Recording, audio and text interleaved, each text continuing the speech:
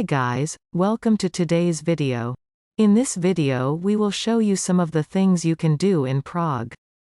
Prague, the Czech Republic's capital city divided by the Vltava River. The Old Town Square, the center of the city's historic district, is where you'll find the colorful Baroque buildings, Gothic churches, and the medieval astronomical clock, which performs an animated hourly performance. This city is renowned as the City of 100 Spires. Catholic saint sculptures adorn the Charles Bridge, which was finished in 1402. One of the first things you could do in Prague is to see the Infant Jesus of Prague. The Infant Jesus of Prague, also called the Child of Prague, is a statue of Jesus Christ as an infant. It is in the Mala Strana neighborhood in the center of the city. Hundreds of people who believe come to this shrine every day to pray, bow, and make wishes that they will come true. The statue is housed in a beautiful golden shrine. No one knows where the statue came from, but it is thought to be from the 1600s. One thing you could do right away is look around the Old Town Square. Even though Prague has been invaded many times, the Old Town Square hasn't changed much since the 10th century. Every day, swarms of tourists fill the old streets and restaurants with tables outside. The square is a great place to look at the beautiful architecture that Prague has, but if that's not your thing, the street performers, musicians, and vendors that line the streets here will keep you busy. Another thing you could do is to watch the astronomical clock strike an hour. While in the Old Town Square, visit the Old Town Hall at the right time to witness the spectacle of the mechanical clock marking the hour. The clock itself is on the south face of the town hall and is the pride of Prague. It was built in the 15th century, and despite being damaged and repaired during its lifetime, it is widely regarded as the best preserved medieval mechanical clock in the world. The show at the top of the hour never fails to disappoint the many onlookers. You can also take a stroll across the Charles Bridge. Whoever said, "the best things in life are free," might have been talking about the Charles Bridge in Prague. One of the best and most memorable things to do in Prague is just to walk across the 14th-century bridge.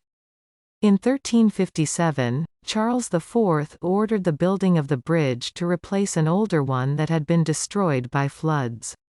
Even though the bridge was finished in 1390 and the statues were added in the 1700s, it wasn't named after Charles until the 1900s. Another thing you can do is witness the old Jewish ghetto. Between the Old Town and the Vltava River is the Jewish quarter, which is also called Josefov. In the 13th century, Jews who lived in Prague were told to leave their homes and move to this one area. The Jews were not allowed to live anywhere else in the city, and other Jews who had been kicked out of other European countries joined them. Even worse, many of the buildings in the area were destroyed when the layout of the city was changed in the late 1800s. 6 synagogues and other important historical buildings still stand, and they are well worth a visit. You can also visit the Prague Castle. The Castle District, where Prague Castle is by far the most popular tourist spot in the city, and it is easy to see why. In the past, the beautiful castle was where Czech kings and queens lived. Today, the President of the Czech Republic lives there. The grounds of the castle are free to visit, but a single ticket gives you access to many buildings, like the St. Vitus Cathedral, Basilica of St. George, and Golden Lane. Another thing you can do in Prague is to explore the treasures of St. Vitus Cathedral. As mentioned previously, the St. Vitus Cathedral is one of the attractions located on the castle grounds. It is visible from all around the city of Prague.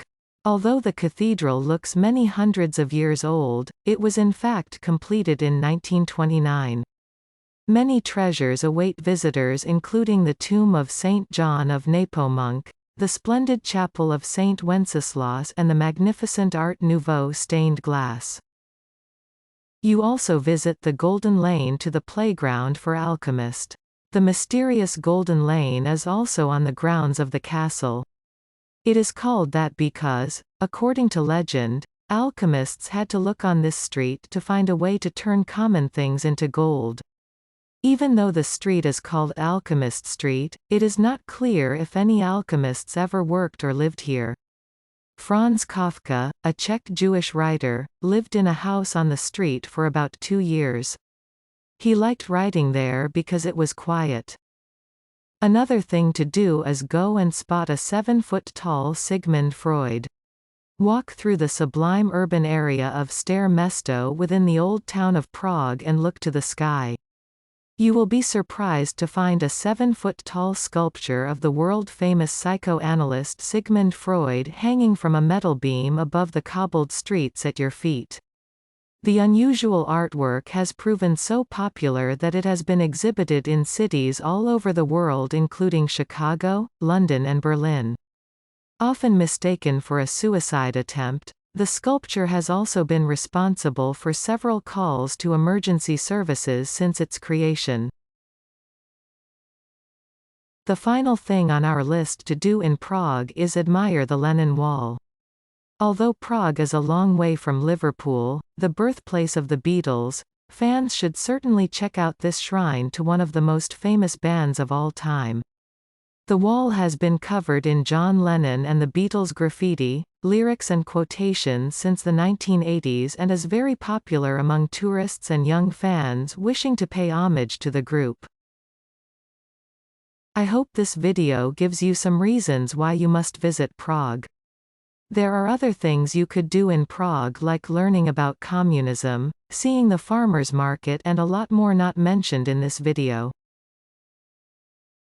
Thank you for watching. Please don't forget to subscribe, like and share this video with your friends and loved ones.